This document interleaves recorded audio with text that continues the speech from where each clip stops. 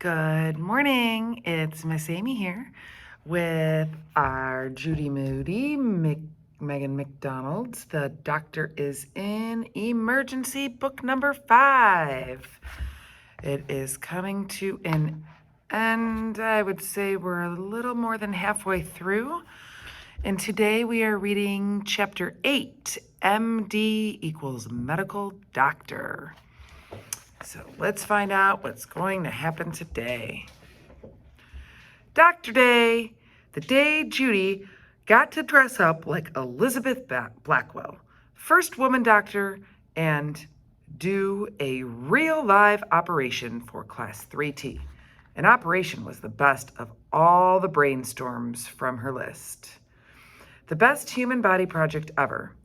Better even than trying to doctor Stink. Her patient was special. Her patient had green skin and did not talk back. Her patient would not hog the TV and drink all the ginger ale and spit out, healthy prunes. Her patient was perfect. She could hardly wait. First, she took one more bath. Stink knocked on the bathroom door. Knock, knock. Who's there? Stink, -1 belly button. No answer. Mom, Judy's hogging the bathroom and she's already took 1 billion baths yesterday. Stink banged the door. Hurry up, I need to get in there. Oh, I wonder who she's operating on. Judy came out with a towel on her head and all wrinkly hands and feet. I liked it better when you were sick, said Judy. I liked it better when you didn't look like a spit-up prune, said Stink. Doctors have to be really, really clean, Stink. Elizabeth Blackwell took 3 cold showers a day. Elizabeth Blackwell didn't leave a lake on the floor. Hardy har har. Hip bones connected to the leg bone. Judy sang the song as she got dressed. Today was going to be the amazingest human body day ever, from head to toe. At school, Judy had her ants in her pants, all through spelling, bees in her patella knees, all through math. At last, it was science. Mr. Todd said the magic words. Time for our human body projects. Rocky, why don't you go first? Rocky wrapped himself up in toilet paper like a mummy and told how eating a mummy can help your tummy. No lie, doctors in the olden days thought mummies could cure stuff like stomach aches. So they ground up mummy bones and all and used them for medicine. Creepy, said most of the class. Fascinating, said Judy. Jessica Finch wrote mighty words. There he is, all blown up and wrapped up as a mummy. I think he's getting ready to eat some mummy bones. Ground up mummy bones. Unusual. Or, like Judy would say, rare. On the board, words like intergeal, really smart girl. Brainiac has super Einstein, not kidney bean brain. And brain case, sick in the brain, which she added to the dictionary. Then she passed out a word search. Judy found all the many words and at brainiac speed. Finally, Mr. Todd called on her, Dr. Judy Elizabeth Blackwell. She put on her doctor shirt, a stethoscope, and a left eye patch. She taped plastic bags over her shoes. She colored between her eyebrows with a black marker and stuck fake bugs in her hair with tape. Today, I'm Elizabeth Blackwell, the first woman doctor, said Judy. I'll start with a poem. She took a deep breath. Bugs in her hair. What? And an eye patch. She wouldn't get a terrible case of nerves. Wait, hold on. She took a deep breath so she wouldn't get a terrible case of nerves or a bad case of sweat. Elizabeth Blackwell lived in an attic. Nothing was automatic. First in her class, what more could you ask? Became first woman doctor, even though boys mocked her. Opened a clinic, helped poor people in it. Delivered babies, gave shots for rabies. Maybe. Opened her own school, it was way cool. Wrote a book, wonder how long it took. Born, I don't know when. Died, 1910. Take after the example of Dr. Elizabeth Blackwell. Everybody clapped. Any questions before I begin the operation? Judy asked. Why are you wearing pajama pants? Asked Haley. Scrubs, said Judy. It's a doctor's shirt. Doctors have to be really, really clean and take tons of baths a day. Why do you only have one eyebrow? Asked Frank. It's a unibrow, like Elizabeth Blackwell. Plus, it makes me look smart, like an intelligent girl who is not a brain case. Why do you have a pirate patch on your eye? Asked Brad. Elizabeth Blackwell got an eye infection, and they took out her eye, so she wore an eye patch. Seems like Judy knows a lot about everything that's going on. Oh, gross. Why do you have fake bugs on your head? Asked Jessica Finch.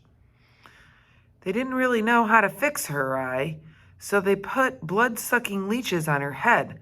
They thought it would help. Ew, said a bunch of kids in the class. Did you write the poem? Well, I wasn't a gnome. Why do you have a plastic bag on your feet? In case of blood, said Judy. Class, let Judy show us her project, said Mr. Todd. Time for a real... Oh my goodness, I'm so sorry. I keep on yawning. Time for a real live operation, said Judy. Do it on me, said Frank. Not me, said Rocky. If you need a guinea pig, said Jessica Finch. Do it on a peanut. I already have a patient. Is it dead? Asked Bradley. My patient is alive, not dead. My patient is better to practice on than a little brother. My patient has lots of guts. Ooey, gooey guts.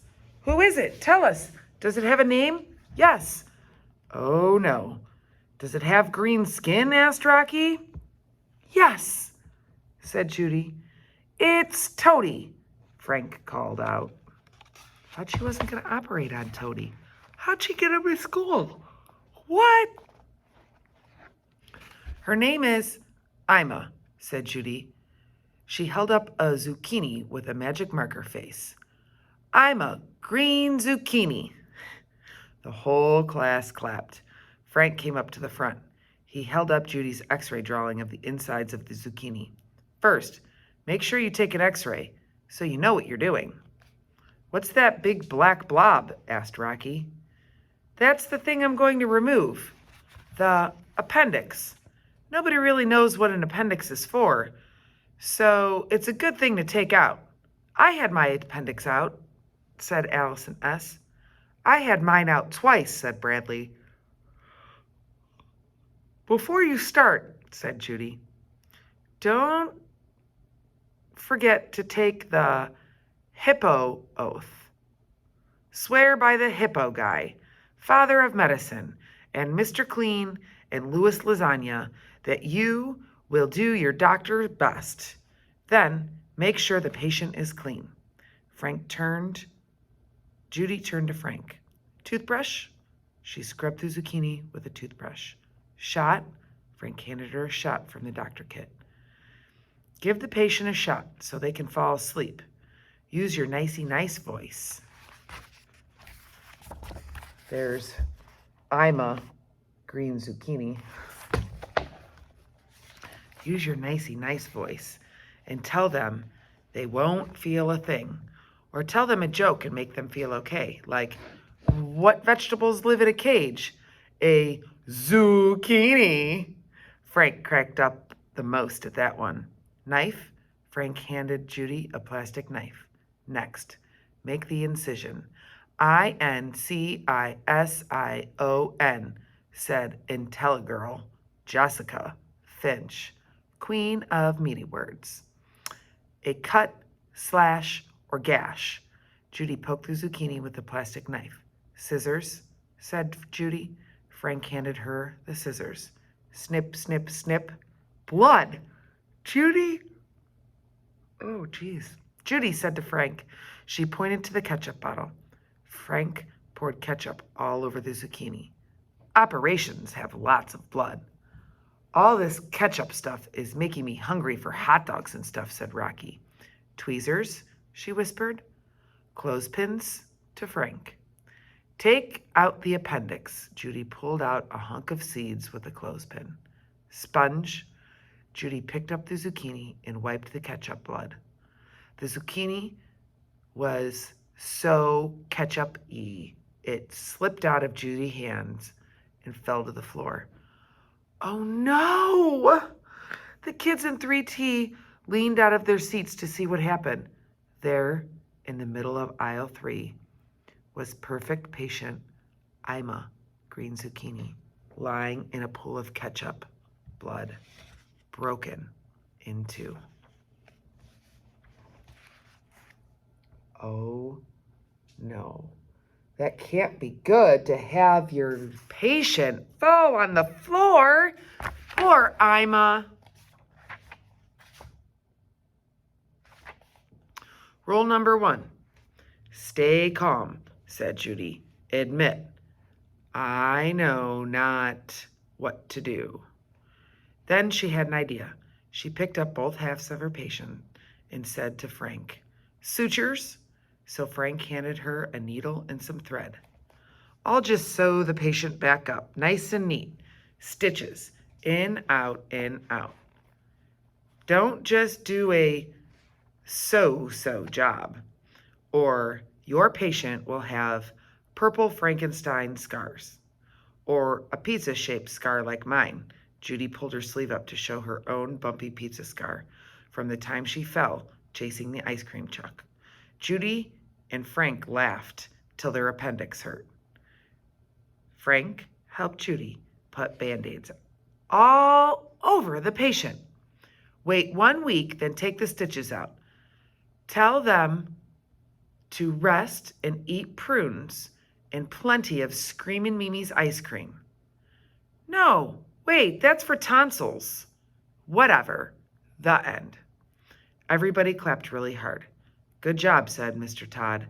Nice details. You really thought of everything. I'd say it was a smashing success.